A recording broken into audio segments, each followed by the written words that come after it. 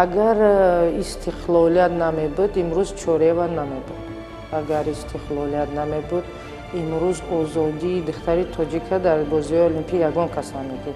استقلالیت برای من نام داده است، استقلالیت برای من احترام داده است، استقلالیت برای من یک احترامی داده است که من آزاد معاشرت میکنم، آزاد کار و فعالیت میکنم. ما این خیلی کمانها رو نداشتیم، امروز داریم. این خیلی شرایط نداشتیم، امروز داریم. مخصوص برای بانوان عموما زنان شرایط فراهم آورده شده است که امروز میتوانند که بانوان مملکت برای سلامتی خود به ورزش مشغول شوند. ورزش تنها مبارزه جسمانی نیست، آن مبارزه روح، اراده و جوهر انسانی است. در این راه پرمانعه زنان تاجیک با نیرو و متانت خود ثابت کردند که می توانند در برابر مردان در عرصه ورزش موفق باشند. از روزهای اول استقلال تا امروز صدها دختر وطن دوست با پشتیبانی عائله و استفاده از شرایط و امکانیت‌های فراهم آورده توانستند روی میدان‌های بین‌المللی برآیند. آنها نه تنها خود را بلکه سیمای زنان تاجیک را در عرصه جهانی معرفی نموده ایستادند، زیرا آنها با زحمت شبانه روزی با مهر و صداقت به وطن ورزش را به حیث رسالت انتخاب کردند. بانوان مملکت امروز در مجموع در جمهوری تاجیکستان 8142 نفر ورزشکاران امروز از حساب بانوان مشق و تمرین کرده ایستادند. از دیدن نمودن چنین یک بانو تاجیکی در عرصه بین‌المللی پرچم دولت جمهوری تاجیکستان و به خاطر شرافت این بانوی تاجیکی که در عرصه بین‌المللی سرود ملی جمهوری تاجیکستان صدا داده می شود، همین شوق و رغبتی همین بانوان عموما تاجیکستان را زیاد نمود. در دوام 3 سال اخیر 1413 نفر به ورزش مشغول شدند. با ورزش مشغول شدن زن، وقتی زن سالم باشد جامعه سالم است. ما نسل دینده هستیم. به خاطر ورزش را به خاطر سالمی انتخاب کنند زنهای ما. و در مابین ویها گردآفریده‌هایی هستند که و یا نمایان هستند. سالهای نزدیک باز موضوع و زبونیسا و دیگر را ما دیده میتوانیم. ما حرکت کردیم، کوشش کردیم که در ساحه ورزش سالهای نزدیک باز نتیجه های بازی المپیک از طرف زنان شود. مشاهده ها گواه روشن آن هستند که بعد از به دست آوردن استقلالیت دولتی و البته دستگیری های حکومت کشور به خصوص سرور دولتمان محترم امام علی رحمان، بانوان کشور در تمام ساحه ها آزادانه فعالیت می نمایند. به همین مانند در ساحه ورزش نیز اشتراک و فعالیت و دستاورد بانوان نظررس است. خود ما و شما شاهد آن هستیم که سالهای آخر زنان و دختران تاجیک از فضای استقلال دولتی استفاده برده برابر مردان نه تنها در مسابقه های سطح جهانی شرکت می‌ورزند، بلکه مقام های افتخاری را به دست آورده شرف کشور عزیزمان را حمایت می‌نمایند. امروز ما میتوانیم دیده دسته منتخب بوکس زنان، دسته منتخب جودوچیان زنان، هر یک نمودی که در تاجیکستان کار به فعالیت میکنند فدراسیون در آنجا دسته های منتخب است. برای همین بین از سالهای 2000 از سالهای استقلالیت تا سالهای 2020 تا امروز خیلی زیاد است. خیلی زیاد در آن می‌ایستد که روزها و سالها در تالارها ما می‌گفتیم در کدام تالار چند دختر مشق می‌کنند. این انگوش شمار بود. امروز هر یک تالاری که ما می‌داریم زیاده از 20 دخترها مشق آزاد تعمیر این هم برای داخل تاجیکستان هم بیرون از تاجیکستان می‌کنند. امروز ماست همین بانوان نه تنها در ساحه‌های اقتصادی و اجتماعی کشور بلکه با دستگیری‌های ورزش پرورانه پیشوای معظم ملتمان امروز در ساحه ورزش نیست پرچم ملتمان را بلند برداشته ایستادند. امید و باوری داریم که زنی تاجیک از ازل زنی پاکدامان بود، زنی با فرهنگ بود، زنی قهرمان بود و واقعا هم ҳазорҳо қаҳрамононро ба дунё овард ва имрӯз нобиғаҳои аср ҳастанд ва имрӯз бори дигар зани тоҷик исбот намуд ки дар риштаи варзиш низ сами босазои худро мегузорад, чунки варзиш худ ин қосиди сулҳ аст, амонӣ аст, муаррифгари давлату миллат дар арсаи байналмилалӣ мебошад. баъди ба даст овардани истиқлолият асосгузори сулҳу ваҳдати миллии пешвои миллат президенти ҷумҳурии тоҷикистон муҳтарам эмомалӣ раҳмон дар баробари дигар соҳаҳои хоҷагии халқ ба соҳаи варзиш таваҷҷӯҳи хоса зоҳир намуд. яке аз самтҳои муҳими сиёсати иҷтимоӣ дастгирии занон дар ҳамаи самтҳо бахусус варзиш аст. солҳои охир шумораи духтароне ки ба варзиш ҷалб шудаанд ба маротиб афзудааст. امروز در دوران صاحب استقلالی مملکت به مراتب فرق کننده است. شما ببینید که در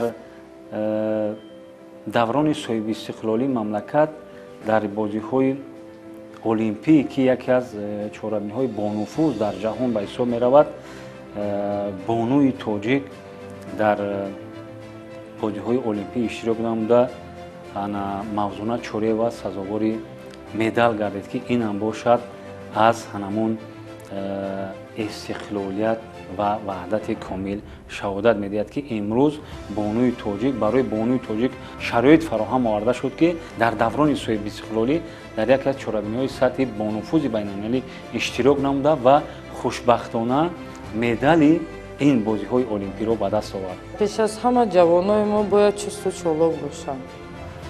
назар ба пештара ҷавонои мо хело дар соҳаҳои гуногун пешрафта аст, барое ки таҷҳизот дигар аст, дунё дигар шудеса, замона дигар шудеса, саводи кофӣ дорем, ва лекин аму иродаву ва рӯҳияи ва бақувват доштанашон каме хусус шудеса.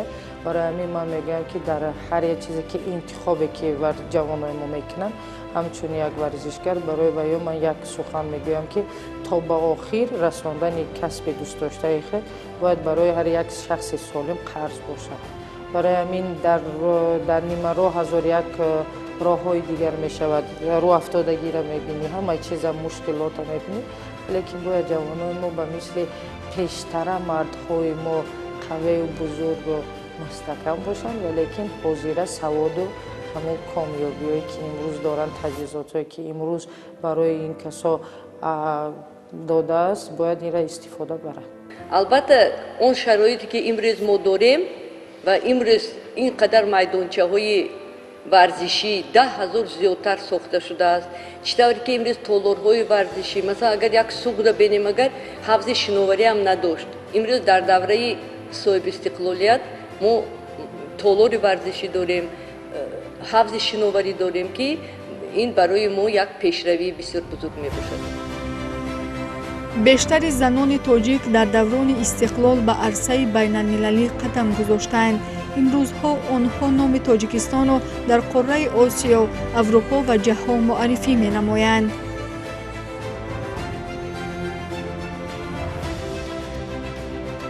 имрӯз барои духтарони тоҷик толорҳои замонавӣ, либоси махсус, мураббиёни соҳибтаҷриба ва ҳатто барномаҳои махсуси дастгирӣ муҳайё гардидааст.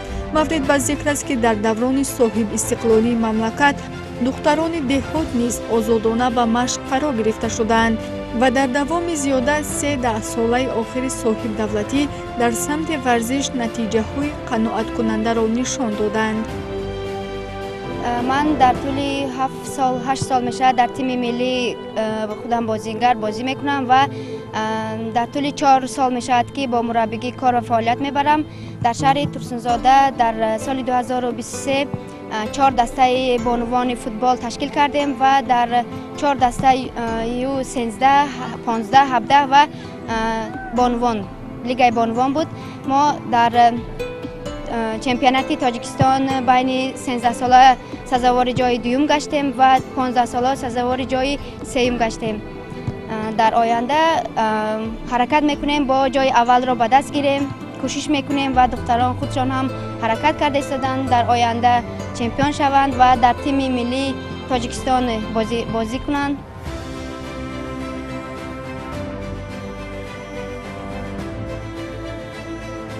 در شهر ترسیزاده در همین 3 سال که فوتبال در همین کار و فعالیت کرده شدم خیلی دشوار بود.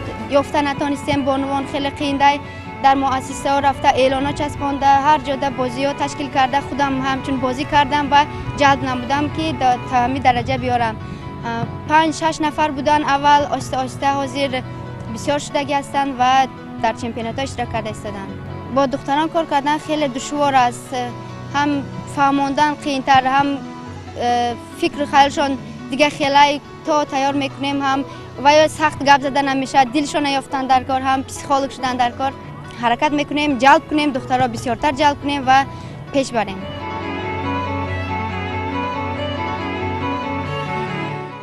در مملکت در مجموع 678 نفر از حساب بانوان در مؤسسه ورزشی مملکت همچون مربی فعالیت نموده ایستادند که این هم باشد از آرامی، از تنجی و وحدت کامل چی شهادت میدهد که امروز بانوی تاجیک همچون مربی از روی این یا آن رشته ورزش و مخصوصا به جوان دختران مملکت چی تمرین داده ایستادند که این هم باشد برای پیش از همه فکر میکنم که برای سالمی جامعه، برای سالمی ملت یک زمینه مساعد میگذارم. برای همین مردم اوزی حس کرد که از حساب ورزش فرزندش میتوند که معاش گیرد، میتونه سپندیا میگیرد، یک عمره سپندیای مدال بازی المپیک است، پیش از همه نام نیک میگیرد. برای همین فرق بین سالهای پیش و امروز از همین تفاوت است. برای همین استقلالات برای ورزشکارا بسیار چیز داده است. برای ما یک بازی المپیک صاحب خانه میشود. امروز در چمپیونات آسیا، گرند اسلم، گرند پری و چمپیونات های جهان آسیایی اشتراک کردن ورزشکارای ما هم از حساب سپندیای محترم جناب عالی با خبر میشوند و بعد این از طرف کمیته جوانان، از طرف کمیته ملی المپیک، از طرف نویه، از طرف شهر، از طرف حکومت که برای یک ورزشکار سهم میگذارند. امروز چیزی که میگویند ورزشکاران این معرفی کنندگان تاجیکستان دولتی ما میباشد، چیزی که جناب عالی میگویند، بنابر همین هم هر یک زنی که امروز به ورزش میآید، بانویی که به ورزش میآید، کوشش میکند که همین شرف تاجیکستان رو بلند بردارد و بنابر همین هم امروز تمام شرایط ها فراهم آورده شده است تا اینکه بانو هم برابر با مردها توانند در همه نمودها اشتراک کنند و اشتراک کننده بازی المپیک باشند و اشتراک کننده چمپیونات های جهانی آسیا باشند و نتیجه های بلند نشان دهند. محیط سالم، دستگیری اویلا و جامعه، توجه دولت به ورزش و نقش مؤسسه های تعلیمی در تشویق ورزش زنانه در دوران صاحب دولتی خیلی مهم می باشد. هر قدر که زنان در ورزش جلب شوند، همان قدر جامعه ما سالمتر، قویتر و فعالتر خواهد گردید. همه این گفته ها در دوران صاحب استقلالی مملکت با دستگیری های سیاست ورزش پرورانه اساسگذار صلح و وحدت ملی پیشوای ملت محترم امام علی رحمان عملی شده ایستادند. ما کوشش کرده هستیم هر یک برنامه‌ای که من خود دیرکتور جنرالی کمیته ملی المپیک هستم، هر یک برنامه‌ای که من در کمیته ملی المپیک در برنامه‌های گندری استفاده میکنم، به شهر و ناحیه سفر خود میکنم، در اونجا خود هم صحبت میشوم، سمت خوبی و بهتر بدن زندگی ورزشکار را نظر از پیشتر به امروز هم میفهمونم به پدر و مادران. برای همین من باور دارم که آینده این چیزا با خوبتر میشه، برای که تلفن بسیار چیز رو دیگر کس، آینه نیاگون بسیار چیز رو دیگر کرده است و همه این چیزا رو خبردار است. چه پیشوای معظم ملت ما، چه محترم رئیس شهر برای ورزشکاران یک نگاهی دیگر داره، یک دستگیری علاوه‌ای است، یک این چیز رو ما خود ورزشکارا دیدگی نبوده سالهای پیش. امروز همه این احترام و همه این دستگیری‌هایی که از طرف حکومت جناب عالی می شود، ورزشکارای ما باید شکرگزار باشند و صفش زیادتر کنند. امروز در کمیته کار با جوانان و ورزش نظر حکومت جمهوری اسلامی یک چند برنامه‌های صاحبی میان ملت амалӣ шуда истоданд ки дар асоси барномаҳои мазкур ҳамзамон дар асоси нақша чорабинои кумитаи кор бо ҷавонон ва варзиши назди ҳукумати ҷумҳурии Тоҷикистон барои ҳарчи бештар ҷалб намудани бонувон ба риштаҳои гуногуни варзиш имрӯз тадбирҳои судманд андешида шуда истодааст ки дар ҷанбаси шашмоҳаи соли 2025 махсусан аз ҷониби роҳбарияти кумитаи кор бо ҷавонон ва варзиши назди ҳукумати ҷумҳурии Тоҷикистон вобаста ба ҳамин масъала низ дастури супоришҳои ба роҳбарони зерсохтори кумитаи кор бо ҷавонон ки дар саросари мамлакат амал карда истоданд дастури махсус вобаста ба ҷалби бонувон ба варзиш дода шуд ки фикр мекунам ки дар оянда низ барои ҷалби ҳарчи бештари бонувон духтарон ҳамзамон ҳарчи ҷалб намудани мураббиён низ аз ҳисоби бонувон тадбирҳои судманд андешида мешавад. Варзишгарои ҷавони мо 15-16 сола имрӯз натиҷаҳои аз 600 хол зиёд гирифта истоданд ки ин пешравии бузург буд, чунки мо надоштем ҳамин хел натиҷаҳо. Ин аҳамияти ҳамин ҳукумат раиси федератсияи камонварӣ ба ҳамин варзишгарои мо ин хел камонҳоро надоштем, имрӯз дорем. Ин хел шароит надоштем, имрӯз дорем. варзиш на танҳо саломатӣ аст, варзиш василаи худшиносӣ, намоиш додани ватандӯстӣ ва рамзи як миллат аст. имрӯз духтари тоҷик на танҳо варзишгар, балки рамзи ғайрату заҳмату муваффақият аст.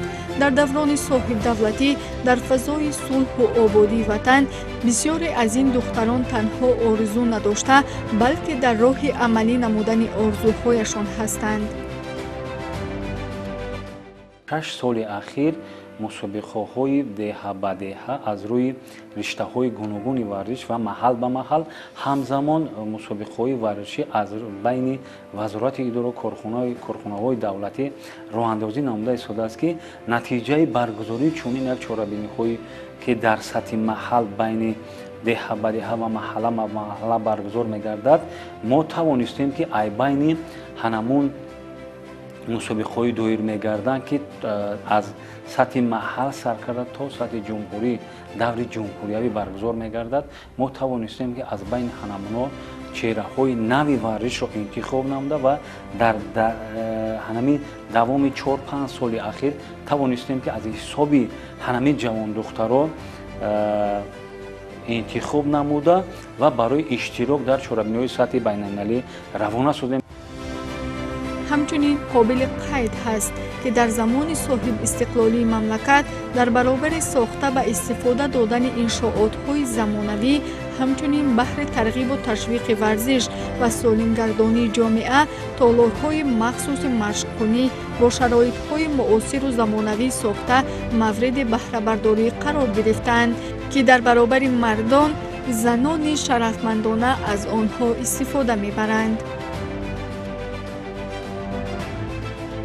ҳар як ҷашни давлати соҳибистиқлоли Тоҷикистонро вақте қайд мекунем, ман чихел як қувваи бузург мегирам, чунки дар ҳар як ҳамин ҷашнҳо иншоотҳои варзишии бузург сохта мешаванд ва ба истифода дода мешаванд. Масалан дар шаҳри Душанбе бинед он толорҳое ки имрӯз ҳастанд.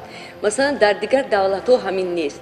ё ин ки соли 23 вақте ки ҳамин мактаби камонварии моро супоридан ва истифода додан ва аз тарафи пешвои миллат он кушода шуд, бинед ки имрӯз ҳама хел майдони камонварӣ ҳатто Русия надорад ва онҳо дар дар майдонҳои иҷоравӣ ва мусобиқа мегузаронанд. Мо бошад имрӯз майдони худро дорем. Барои ман ҳамчун камонвар ин як мӯъҷизот аст, чунки дар вақти шӯравӣ ман медонам ки мо дар стадиони Динамо машқ мекардем, баъд аз он ба стадиони Фрунзе гузаштем, аз ин майдон ба ин майдон мегузаштем ки ин барои камонварон бисёр як душворӣ буд, чунки ҳар дафъа ҷойҳомонро иваз мекардем, машқгоҳамонро. Сони ба Спартак гузаштем. Имрӯз бошад мо як машқгоҳ дорем ки ҳамаш дар ҳамин ҷо муҳайё ҳаст, ҳамаш стандарти ҷаҳонӣ аст ва метавонем ҳам машқу тамрин кунем, ҳам мусобиқа гузаронем. Барои ҳамин ин пешравии бузург аст. имрӯз дар мамлакат зиёда аз 11 000 иншоотҳои варзишӣ фаъолият карда истоданд ки аз ҳамин зиёда аз 4000 иншоотҳои махсус барои бонувон умуман занон шароит фароҳам оварда шудааст ки имрӯз метавонанд ки бонувони мамлакат барои саломатии худ ба варзиш машғул шаванд. Дар мамлакат 8142 нафар бонувон умуман ҷавондухтарон ба варзиш машғул ҳастанд. Ин оморе аст ки омори расмӣ аст. Танҳо дар ҳамин 6 моҳи соли 2025 59 иншоотҳои варзишӣ умуман дар мамлакат барои наврасону ҷавонон сохта ба истифода ва мавриди истифода қарор дода шуд ки аз ҳамино 4 ҳамино махсус барои бонувон яъне ки равона шудааст. хулоса истиқлолият барои занони тоҷик хоса барои варзишгарон майдони васеъ фароҳам овард. имрӯз онҳо дар паҳлӯи мардон дар майдонҳои ҷаҳонӣ шарафмандона баромад менамоянд. имрӯз зани тоҷик як рамзи қудрат, ирода ва ватанпарварӣ аст. варзиш барои ӯ танҳо майдони рақобат нест, балки василаи расидан ба мақсад, боло бурдани номи миллат ва эҳёи рушди худшиносии миллӣ мебошад. истиқлолият барои занон имкони нав бахшид, яъне имкони интихоб, имкони ташаббус ва имкони баланд бардоштани парчами кишвар дар арсаи ҷаҳонӣ. ва ҳар боре ки мо духтари варзишгареро мебинем ки бо ифтихор номи тоҷикистонро дар арсаи ҷаҳонӣ муаррифӣ менамояд, мо медонем ки ин маҳз меваи озодӣ ва дастоварди даврони истиқлол аст. вақте ки давлати миллат орому озод аст, мо илми кофӣ мегирем, мо ободу озод ором кор мекунем, фарзандои мо ба воя мерасад. аз ин қиматтар намешавад. барои ҳамин ман таманниё дорам ки ватани ман обод бошад, мо ҷавонон бисозем, мо метавонем. бояд мо ҳама вақт ҳамин шиёре ки ба пеш аст, мо ҳамира дар зиндагии худ калиди зиндагӣ кунем. барои ҳар як фарди тоҷик ки имрӯз дар тоҷикистони 20 сол кору фаъолият кардаест, зиндагӣ кардаест, пеш аз ҳама саломатӣ таманно дорам ва барои варзишгарони мамлакат бурдбориҳо таманно дорам ва боварӣ комил дорам ки бо шарофати соҳиби истиқлолӣ ва шароитҳои фароҳам овардае ки имрӯз аз ҷониби роҳбарияти олии мамлакат ҳамзамон дастгириҳои ҳамешагии раиси шаҳри душанбе муҳтарам рустам эмомалӣ ки барои варзишгарон махсусан барои ҷавондухтарон шароитҳо фароҳам оварда шудааст ва ман боварӣ комил дорам ки ҷавондухтарони мо имрӯз аз ин имкониятҳое ки имрӯз фароҳам оварда шудааст истифода бурда ва барои аз ин ҳам баландтар дар чорабиниҳои бонуфуз иштирок намуда ва нуфузи ҳанамин миллат, ҳанамин давлатро баланд мебардоранд. ба ҳамаи халқи тоҷикистон бо ин ҷашни истиқлолият табрику таҳният намоям ва мехоҳам ки ҳамаи халқи мо ба варзиш бо тарбияи ҷисмонии худ машғул шаванд ва ҳамеша солиму саломат бошанд, чунки ин асоси давлат аст. давлатсозӣ ин саломатии халқ аст.